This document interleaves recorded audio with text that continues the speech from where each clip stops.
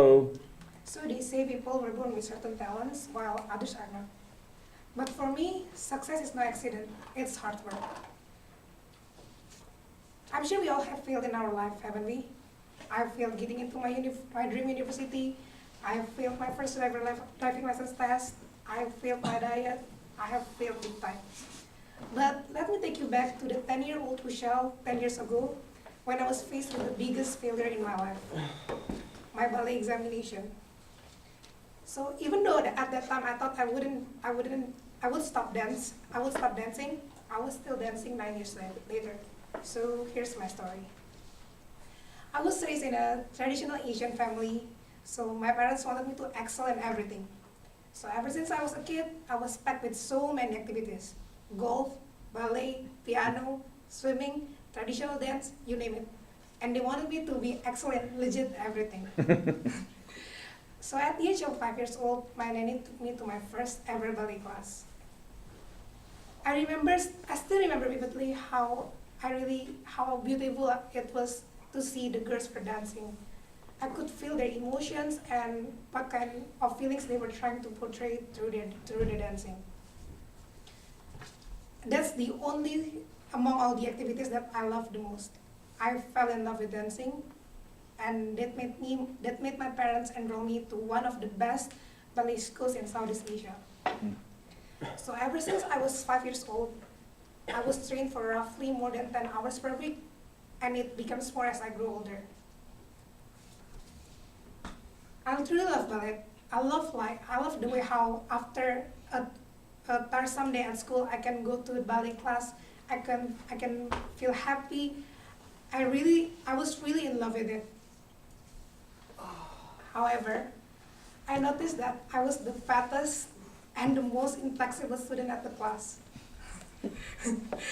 I still remember how the girls were laughing at me because I couldn't follow some movements. Like, it was that bad. They were like laughing at me because like, how can you cannot do this? It was really easy, stuff like that. But I kept on dancing, I kept on dancing, and the 5-year-old me, I didn't care. I was really confident. I thought like I was really good at it. I just kept on dancing. I was really confident.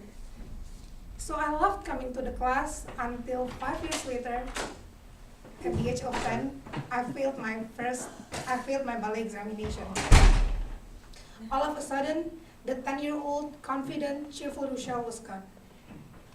I suddenly turned to become a very quiet girl, all of a sudden. Imagine how it feels like that you need to repeat a class when all your friends went up to the next level, and the worst thing is, I practiced hard for it, and it's not that I didn't work hard for it. I remember how my teacher told my father that I should quit ballet. My body wasn't made for ballet. I wasn't naturally talented, and if I continue to do it, I will fail. Even I will fail the same examination I will face the next year. I will still fail the same examination. So it's better for me to stop because it's wasting my money. And it's not the end of my sad story. I felt even worse when I knew that I was the only student at the school that wasn't chosen to play at my school's ballet play. I was the only student among like hundreds of students. They didn't want me, and I was 10 years old. Imagine like when I saw my name, when we were looking like what kind of post are we getting, and there wasn't my name. I thought ballet was my life, and I failed in something that I really love to do, because I see ballet as my future, not only as a hobby. That night, I cried to my mom after hearing the news. I remember I told her how sad I was, how depressed I was, and how I wanted even to kill myself at the age of 10.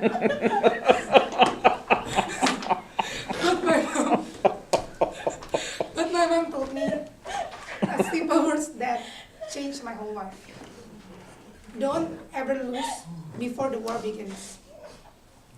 Those words really changed my life. Crazy, right? Because like I think like I've been battling with my own body since I was 5. Since the first time I stepped on that room, I've been battling with this body, how inflexible I can be, and why should I stop now? I knew then I couldn't give up. no one can stop me. I gain my confidence once more. But I believe that it takes a good fall to know where you really stand. So I practiced more and more, harder than all my friends did. I stayed at the class after hours, so I can practice for like 5 hours a day. Mm. And although it was the same class, and in the next year when I did the examination, thank God I passed the exam, proving my teacher wrong, that I wasn't talented. A year later, in my 6th year of dancing, surprisingly, I finally got the chance to play at one of the schools where I played. Yes. Not necessarily, I didn't get a lead role, obviously, but like, I remember like my teacher, the director of the school's ballet play, she praised me. She told me that I was the highlight of the play.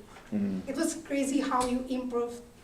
And I got the opportunity to join the fast track program where I can skip 2 years of the program.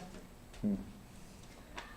I felt really honored, and I felt like for the first time in my life, I felt that all my sweat and all my blood, I was like bleeding all over. It was all paid off. It was all worth it.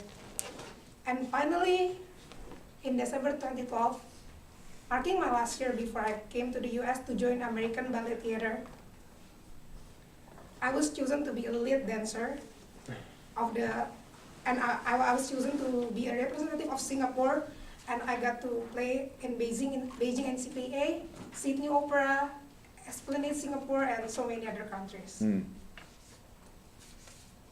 That failure hit me so hard. It taught me a lesson that made me who am I today. Like when I think about it, I'm not as talented as all the other people. Like, it is a miracle that I can even be a professional ballet dancer at the end of the day. It was really a miracle. I know that when I look back at my past, I know that I'm not as talented as others. I don't have the flexibility, and I was like the fattest ballerina dancer, maybe in the world, the fattest professional ballerina dancer.